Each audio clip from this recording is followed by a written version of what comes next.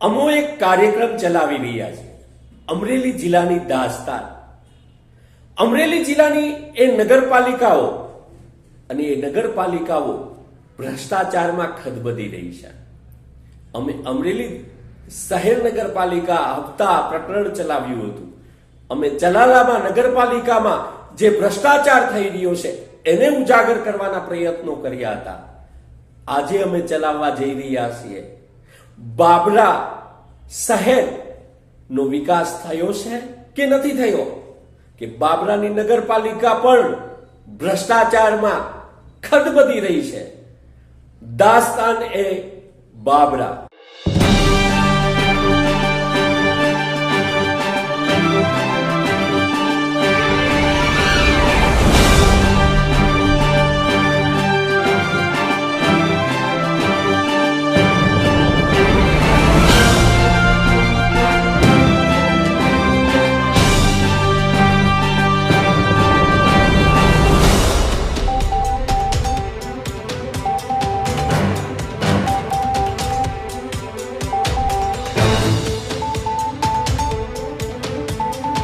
બાબરા શહેરનો વિકાસ થયો છે કે નથી થયો?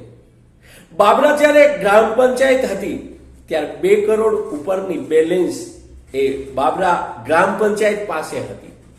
આજે ભાજપ શાસિત નગરપાલિકા છે અને નગરપાલિકામાં ભાજપનું શાસન હોય ત્યારે અમે વારંવાર કહીએ છીએ ને કે એમએલએ એટલે કે ધારાસભ્યોએ પોતાનો ને પોતાના લાગતા વળગતા મળતિયાનો વિકાસ કર્યો છે. અને આ લાગતા વળગતા મળતિયા એટલે નગરપાલિકામાં જે સત્તાધીશો બેઠા છે એ એમની ટીમ હોય છે અને આ બધા મળીને ભ્રષ્ટાચાર કરતા હોય છે. અને એ ભ્રષ્ટાચાર એટલી હદે વ્યાપ બન્યો છે કે જ્યારે તમે એને જાણશો ત્યારે બાબરા શહેરની જનતા જે તેમના જનપ્રતિનિધિને ચૂંટીને મોકલી રહી છે એ જનપ્રતિનિધિઓ ત્યાં શું કરી રહ્યા છે, અમે ગ્રાઉન્ડ ઝીરો રિપોર્ટ આપવાના છીએ. હવાઈ વાળી વાતો નથી. બાબરા નગરપાલિકાનું જે ભ્રષ્ટાચાર છે એને ઉજાગર કરવા જઈ રહ્યા છે.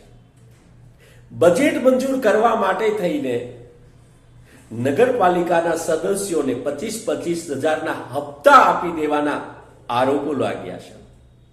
બાબરા નગરપાલિકાના વર્તમાન ઉપપ્રમુખ પોતાની સત્તાનો દુરુપયોગ કરીને પોતાની વાડીએ બ્લોક ફિટ કરાવી દે છે. 3.5 કરોડ પાણીની પાઇપલાઇનના બિલો મળતા નથી.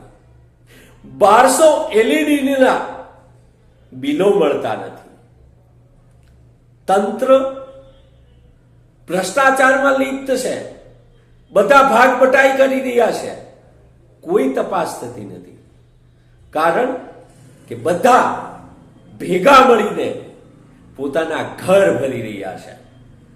જુઓ અમારી આ પડતાલ, અમારો ખાસ કાર્યક્રમ દાસ્તાન એ બાબરા.